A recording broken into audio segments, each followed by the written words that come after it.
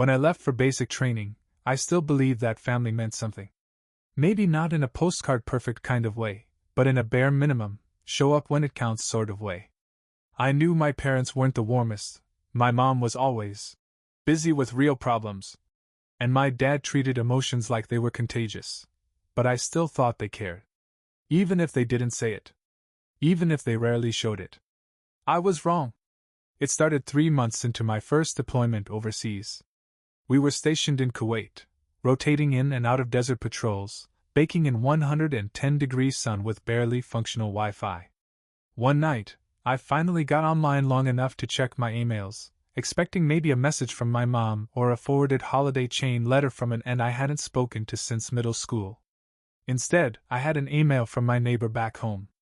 "Hey, just figured I'd let you know, saw your folks had a big yard sale over the weekend. Looked like they sold your Civic. Hope you were in on that. Stay safe out there." I blinked at the screen. My Civic? The car I'd worked 2 jobs for in high school, one being dishwasher at a pizza place, the other flipping junk off Craigslist? The same car I'd kept alive with duct tape, prayer, and sheer desperation? The one I'd put under my name and insured on my own? I hadn't agreed to anything. No heads up. No question. No. "Hey, is it cool if we..." Just sold. Gone. I waited until I could get a stable enough signal to send a message back home.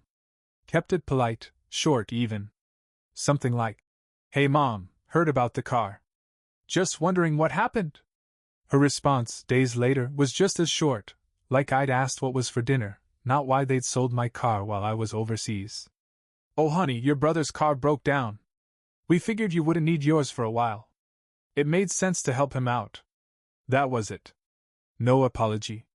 No acknowledgement that it was mine. No. "We'll pay you back." Just, it made sense. The same brother who had blown his student loans on crypto, dropped out, and now lived rent-free in my parents' basement, while streaming Fortnite all night like it was a full-time job. Yeah. That guy. I tried to stay calm. I mean, what was I going to do? Fly home in the middle of a deployment and demand a refund? So I asked about my room. Figured, if they felt free to sell the car, what else had they touched? That's when my mom started dodging. "Well, we cleaned up a bit. It's not like you're home much these days." Cleaned up? So I pressed for details. Her next email was a little longer. But not better. "Your dad and I decided to convert the room into an office/guest space. Your brother helped. We figured it was time. You've moved on to bigger things. It's not like you'll need it again." I reread that line 3 times. Moved on to bigger things. Like my life back home didn't count anymore. Like the only place I'd ever felt remotely safe was now just another square footage opportunity for them to repurpose. When I asked what happened to my things, my books, letters, awards, even the small wooden box of keepsakes I'd had since I was a kid, she brushed it off. "Some were donated. Some were boxed up. Your brother kept a few of the nicer pieces of furniture. I think he moved your old desk into his room. That desk was one I built myself senior year, using scrap wood from a summer job." She used to tell people how proud she was of it. Now it was just a nice piece of furniture. No one told me. No one asked me. Not one call. But I didn't realize how bad it really was until I got back online later that week and scrolled through my brother's Instagram. Bad Wi-Fi be damned, I watched every story. My brother had turned my old room into his streaming lair. LED lights. New TV. Gaming chair. Headset rack. A glowing neon sign on the wall that said, "The Dungeon." The Dungeon. My old bedroom. He even did a full walkthrough video. Yo, finally upgraded the setup. Thanks to the fam for helping out. We out here leveling up while Big Bro plays soldier overseas. No hate though, skull. I stared at that sentence for a long time. While Big Bro plays soldier overseas. Like I was playing a damn game. Like I hadn't been waking up to alarms, sleeping with boots on, missing birthdays and holidays and everything normal so I could serve. And they called this leveling up? I didn't cry. I didn't yell. There was no one to hear me anyway. I just laid on my bunk in a room full of strangers, staring at the metal above me, realizing something. I didn't have a home anymore. They'd replaced me. And the worst part? They didn't even try to pretend otherwise. That was the night I stopped calling it my house. And I started planning what would come next. Because one day, I would be coming home. And when I did, they wouldn't be invited. One thing about deployment, it gives you a lot of time to think. And I thought about them. About my mom, who used to give my brother fresh cut fruit in the mornings and leave me sticky notes like, "Don't forget to shovel the driveway." About my dad, who called me soft the one time I tried to open up after getting chewed out by a coach. About my brother, who once borrowed my laptop and returned it with 3 viruses and a cracked hinge. I used to tell myself I was just imagining the difference. That maybe I was too sensitive. Maybe I wasn't trying hard enough to belong in my own family. It's wild what you'll tolerate when the only thing scarier than being disrespected is being completely alone. But now, it was in my face. Sold my car. Cleared out my room. Recycled my memories like they were leftover junk mail. And for what? So my brother could stream himself yelling into a headset in the same room where I used to dream about getting out? I started keeping a mental list of everything they'd done. Not out of spite, out of clarity. It was like I needed to remind myself it was real. That I wasn't crazy. Civic sold. Bed gone. Letters from Basic? Tossed. Box of keepsakes I made in 5th grade? Donated. Framed AIT photo with my nameplate? Replaced with LED strips. It didn't end there. My cousin Julie sent me a message. She's always been the only one in the family who treated me like I wasn't invisible. "Hey, just wanted to let you know, saw your folks at a barbecue last weekend. They mentioned you, but it was weird." Weird how? They were talking about how your deployment is more of a gap year, like you're figuring stuff out. Your mom actually said, "We're not sure if the army thing will stick." Your brother laughed. Gap year? Like I was backpacking through Europe. Meanwhile, I was trying not to fall asleep during 18-hour shifts, dodging heat stroke, and hauling gear heavy enough to make your spine scream. Let me be real here. I didn't join the military because I was some poster boy patriot with flags in my eyes. I joined because college was out of reach, my job options were garbage, and I needed out. Out of that house. Out of that town. Out of a life where I was just expected to be the fallback kid, the one who handles the dirty work so the golden boy can shine. And I made something of myself. I kept my head down. Did my time. Followed orders. Earned my rank. But none of that mattered to them. They weren't proud. They were inconvenienced. And I wasn't going to beg for their recognition anymore. I used to fantasize about surprising them on leave. You know those videos. The soldier walks into the backyard barbecue. Everyone screams and cries. Dad hugs him tight. Mom drops the casserole. I used to watch those with my chest tight, thinking maybe that could be me. But now? Hell no. I didn't want to give them the satisfaction of a tear-filled reunion. I wanted them to feel exactly what I felt when I found out they'd cleared out my life without asking, like I didn't matter. So I started planning my homecoming. Not a military parade. Not a viral video. A private, invite-only ceremony. The kind hosted by my battalion. Intimate. Personal. Meaningful. And their names? Wouldn't be on the list. But it wasn't just about revenge. I started putting together something else, too, a new version of home. Because if my blood family could toss me aside that easily, I was done begging to be let back in. I began building my chosen family. Guys like Carter, my bunkmate who once lent me his last protein bar when I hadn't eaten in 14 hours. Miller, who watched my 6 when a patrol went sideways. Even Sergeant Daniels, who acted more like a dad to me in 5 minutes than mine did in 20 years. I told Carter everything one night while we cleaned gear under a busted ceiling fan. He didn't even blink. "So they kicked you out of your life while you were keeping theirs safe?" he said. I nodded. He didn't say, "That sucks," or, "Sorry, man." He just looked me dead in the eyes and said, "Then screw them.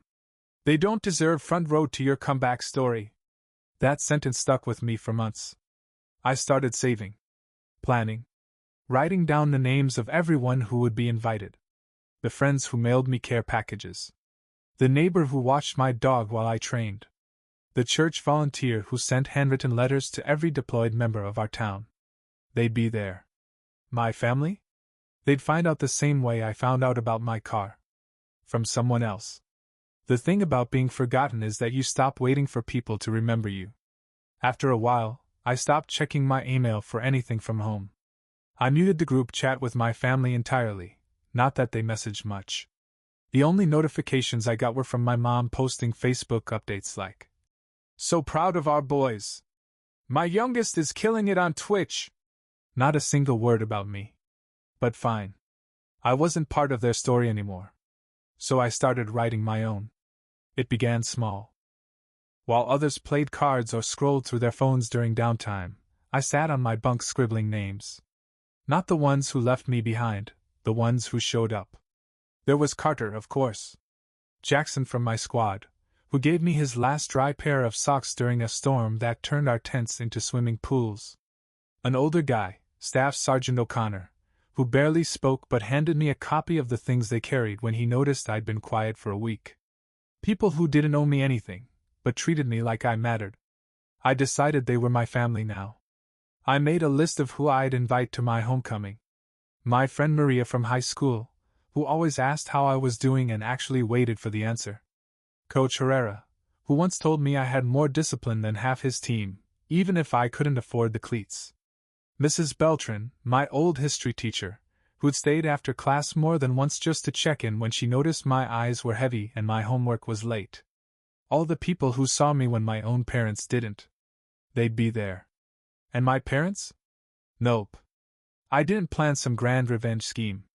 It wasn't about that. I just wanted the moment to belong to the people who actually gave a damn. I figured I'd do something small and quiet when I got back. Maybe rent out a space. Get a cake, nothing fancy. But then Carter pulled some strings. He was the one who told our CO what I'd been through, the room, the car, the erasure. I didn't even know he'd done it until I got called into the office on base and handed a folder. "There's going to be a reception," my CO said, tapping the folder.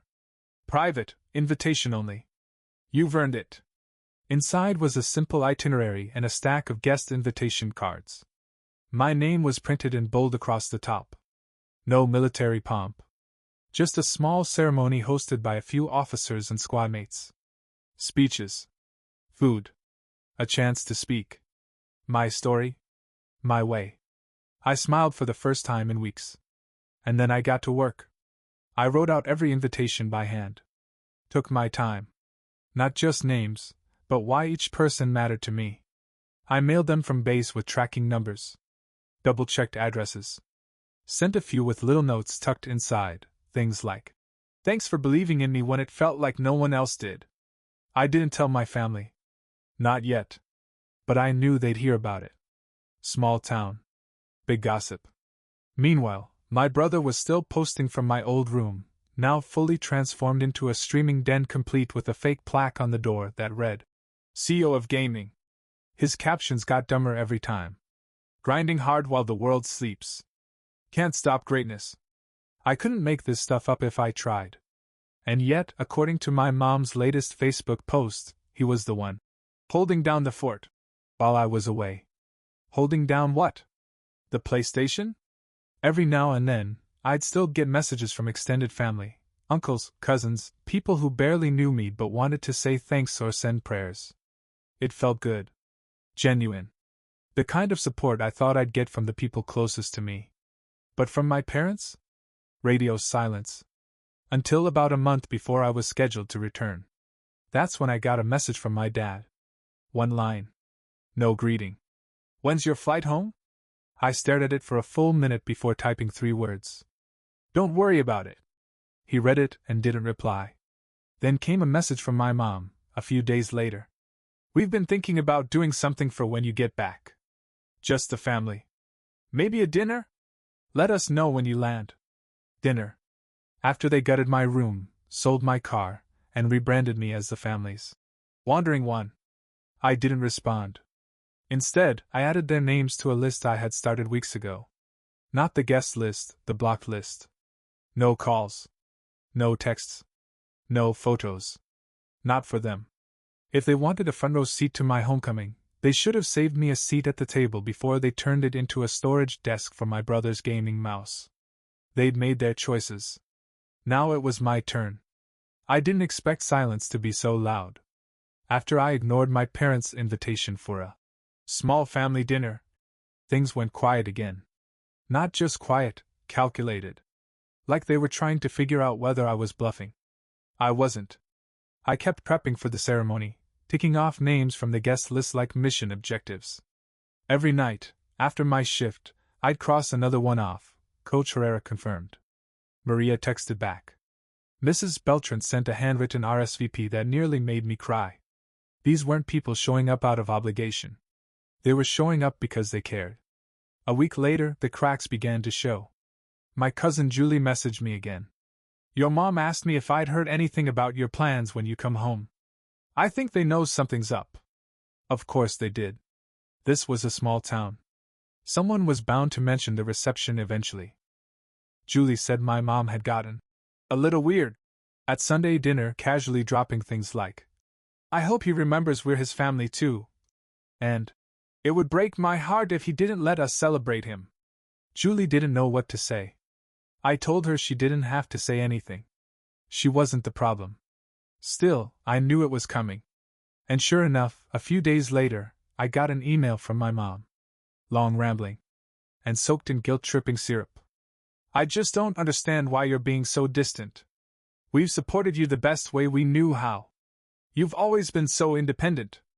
We figured you'd appreciate us giving you space. I'm sorry if it felt like we weren't proud. We are. I swear. Your brother misses you. We all do. Please don't shut us out. It almost worked. Almost. Because I'm not made of stone. I did want a family. I wanted them to care. I wanted them to show up when it counted. But the truth is, they had 100 chances to act like family before I ever left. Before boot camp. Before deployment. And they didn't. They didn't show up when I was working double shifts to fix that Civic. They didn't show up when I left for basic alone, with nothing but a duffel bag and a handshake from my neighbor. They didn't show up when I graduated AIT and stood in uniform with nobody in the crowd to clap for me. Now that I had something they could post about, something they could show off, now they wanted in. I replied with one line. You made space. Now live in it. No response. Not for days. Until the passive aggression kicked in full swing. I got a Facebook notification. My mom posted a throwback photo of me in middle school, smiling in an oversized hoodie. The caption? No matter how far they go, they'll always be your baby crying face red heart so proud. Hashtag military mom, hashtag come home. The comments rolled in like clockwork. And Karen. We miss him so much. One of her church friends. When's he getting back? Hope there's a big party planned. And the worst one, from my brother. We've been waiting for him to come home. Hope he remembers who was always here. Excuse me? You mean the guy who turned my old bedroom into his man cave and filmed the YouTube tour over the American flag my unit signed for me? He had the audacity to act like he was the one waiting at the door with open arms? I almost responded publicly. But I didn't. That would have given them what they wanted, a reaction. A chance to play the victim. I wasn't interested in turning my story into another sob post they could weaponize. Instead, I focused harder on the people who had shown up. Carter and Jackson put together a group chat for the reception crew, coordinating rides, food, the playlist. One of our NCOs was even flying out for it. And my neighbor? The one who emailed me about the Civic? He offered to pick me up from the airport himself. Said he'd be honored. There was this moment, around midnight one night, where I sat on my bunk and realized, this whole time, I thought I was the outsider in my own life. But really? They were the ones who had made themselves strangers. And that stranger energy? It was about to be mutual. The day I touched down felt like walking into a different life. The air at the airport didn't feel like home, but at least it didn't smell like sand and sweat. No formations. No barking sergeants. Just people, movement, color, noise. I stood at the baggage carousel, duffel slung over one shoulder, wearing the same scuffed boots I'd left with. And there he was, Mr. Avery, my old neighbor. He was standing by the exit in a faded navy cap, holding a cardboard sign that just said "Champ" in marker. The moment I saw it, I smiled for real. "Welcome home, soldier," he said, wrapping me in the kind of hug that feels like it comes with history. "Damn good to see you again." We rode in silence most of the way. Not because we had nothing to say, just because he got it. Sometimes silence is the loudest kind of respect. The closer we got to my hometown, the more the nerves kicked in. I wasn't worried about the ceremony. I was proud of that. What I was worried about was the people who weren't supposed to be there. Because over the last week, I'd gotten a strange feeling. The kind you get when someone's watching your story but not liking it. Lurking. Stirring. A few mutuals had messaged me. "Saw your mom at the farmer's market. She was asking who else got invited to your welcome thing. Your dad's been real chatty with the VFW guys lately. Think he's fishing for info." One guy even DM'd me a screenshot from my mom's Facebook. She posted a homecoming countdown with an American flag gif. Which was wild, considering she never got an invite. So yeah, I knew they'd try something. I just didn't know what. The reception was set at a private hall near the lake. Nothing fancy, just clean, quiet, and paid for in full thanks to Carter and the guys. My name was on the entry list. There was security at the gate. No wristband? No entry. No exceptions. It wasn't petty. It was intentional. We kept it tight. Around 40 people, the folks who mattered. People who'd written letters, sent socks, checked in, remembered. No politics, no drama. Just music, food, and stories shared over plates of barbecue and lemonade. I walked in behind Carter and Jackson. The second my boots crossed the doorway, everyone clapped. And not that awkward, scattered golf clap. No, real applause. People stood. Whistled. Someone shouted, "Welcome home, hero!" And I actually choked up for a second. Coach Herrera patted my back. Maria gave me a long, tearful hug. Even Mrs. Beltran had baked cookies. It was everything I didn't get when I left. Everything I needed without knowing how much. Carter handed me a mic after we ate. "Say something, bro," he said. "You earned this." I didn't have a speech planned. I wasn't good with words in front of crowds. But I looked around and saw so many faces I loved, people who'd stood up when my own family sat down. So I spoke. I kept it simple. I left for basic wondering who'd notice I was gone. I came back knowing exactly who was watching. This, all of you, this is my family. The ones who showed up, checked in, believed in me. You made me feel like I wasn't just a soldier, I was a son, a friend, a damn human being. So thank you. For everything. Applause again. Louder this time. Jackson may have yelled, "Semper Fi," even though I wasn't in the Marines. It made people laugh. And for a moment, everything felt right. Until Carter leaned over and whispered, "Hey. Heads up. Something's happening outside." I stepped off the makeshift stage and followed him toward the entrance. One of the guys at the front was holding the line. Arms crossed. Firm. And just beyond him, standing at the gate like they belonged, were my parents. My mom was in full suburban warrior mode, sparkly flag pin, curled hair, oversized sunglasses. She held a pie like it was a peace treaty. My dad wore his old high school Letterman jacket. No irony. Just nostalgia. And my brother?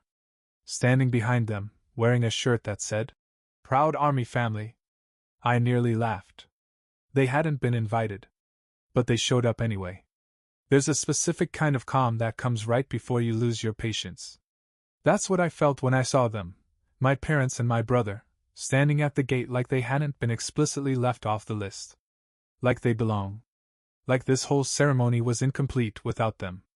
My mom was waving at people walking past, smiling like a mayor at a ribbon cutting. My dad was busy shaking hands with an old neighbor like he had served. And my brother? He was filming a selfie video. "Yo, back at it again, welcoming the hero home. Big bro just walked in. Let's go." I walked up slow, Carter at my side. I didn't say anything at first. I just looked at them. Really looked. My mom was the first to notice me. "Sweetheart. She gasped, stepping forward with the pie like it was some sacred offering. We were just saying how proud we are of you. I didn't take the pie. My voice came out flatter than I expected. You weren't invited. She blinked. What? I glanced at the security guy next to me. Did they check in? He shook his head. Said they were family. Expected to be on the list. My dad stepped in next, arms open like he was waiting for a hug. Come on, son. This is your homecoming. It's for the family. Exactly, I said. That's why you're not on the list. That stunned him. Just for a second. Then came the outrage. After everything we've done for you. I cut him off. You sold my car without asking. Gave my desk away. Tossed my letters. Turned my room into a glorified Twitch studio. Then posted about how proud you were while asking other people what my plans were. You didn't support me. You replaced me.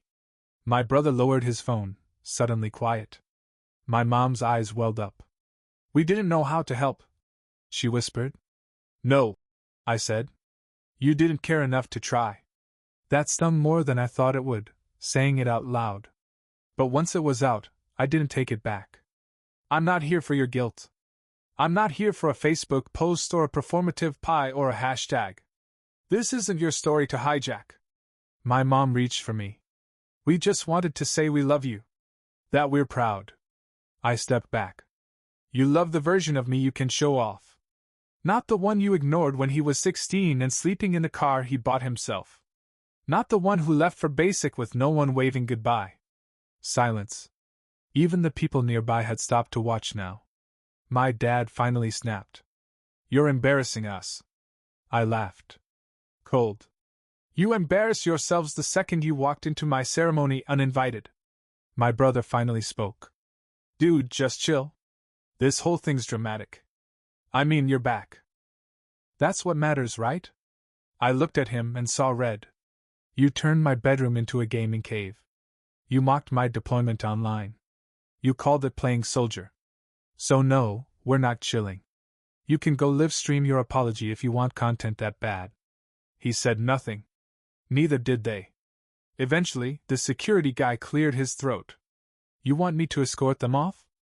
I looked at my mom. Her face had gone pale. She clutched the pie tighter, like it might anchor her. No, I said. Let them leave on their own. My dad gritted his teeth, turned, and walked off first. My mom lingered for one last second. I just wanted to be part of it. You were, I said. The part one had to let go of. She followed my dad. My brother hesitated, staring down at his phone like he was debating one final post. He made the smart choice and walked away. Carter clapped a hand on my shoulder once they were gone. You good? I nodded. Yeah. For the first time in a long time. I think I am. After they left, I stood at the gate a minute longer. Just breathing. It wasn't joy. It wasn't relief. It was something quieter, like unclenching a muscle I didn't know I'd been tensing for years. Carter nudged me with his elbow. You sure you're okay? Yeah, I said. I think I finally stopped waiting for something they're never going to give me. Back inside, the mood hadn't shifted. People were laughing, music was still playing, and someone had already started cutting the cake. No one treated me like I just had a confrontation at the gate. Because real family, chosen family, doesn't make moments about themselves. Maria came over with 2 paper plates. You good? She asked, offering one. I nodded and took it. Good, she said. Because the next hour is about you and that god-awful cake design we picked out. I looked at the cake. Someone had made a frosting version of my face. It looked like I had 2 noses. I burst out laughing. That's when I realized this moment was mine. I walked around that room, thanking everyone I could. For showing up. For writing me. For being the people I wished I'd had growing up. Some people hugged me. Others just gave nods, quiet, strong. My old history teacher pulled me aside and gave me a small envelope. Inside was the essay I wrote senior year about wanting to escape my hometown. You said you wanted to find out who you were outside this place, she said. I think you have. I pocketed it, smiling. Thanks for never forgetting I was more than just my grades. Later that night, we all stood around a fire pit outside. The sun had dipped low behind the trees, and someone handed me a beer. Carter made a toast. To the people who make it back, he said. And to the ones who find better homes than the ones they left. We all raised our bottles. I didn't say anything else. I didn't need to. Every word I wanted to say had already been said, by who I invited, by who stayed, and by who left. And as we watched the flames dance, I thought of something Staff Sergeant O'Connor told me once. You don't owe people your silence just because they gave you their absence. He was right. A week later, my mom sent one last email. Subject line: Please don't shut us out forever. I didn't open it. I didn't need to. Because I'd already made peace with something a long time coming. I didn't walk away from my family. They walked away from me. They walked away when they sold my car. When they gutted my room like it was a spare closet. When they posted about me like I was a brand and not a person. When they tried to re-enter my life only after it became something worth bragging about. I didn't slam the door on them. I just stopped leaving it unlocked. In the weeks that followed, I moved into a small apartment downtown. It's nothing fancy, second-hand couch, too many extension cords, and a neighbor who sings off-key in the shower, but it's mine. I hung a photo above my desk. It's not of my parents. It's a snapshot from the reception. Me, Carter, Maria, and Jackson, all laughing mid-toast, paper plates in hand. That's what family looks like now. Not perfection. Not obligation. Just people who showed up, and kept showing up, when it mattered. The Civic is gone. My room back home doesn't exist anymore. But somehow, I feel more rooted than ever. Because family isn't who shares your name. It's who stands with you when you've got nothing to give but your tired eyes and your story. And if they couldn't show up for me when I was struggling, they don't get front row when I'm thriving.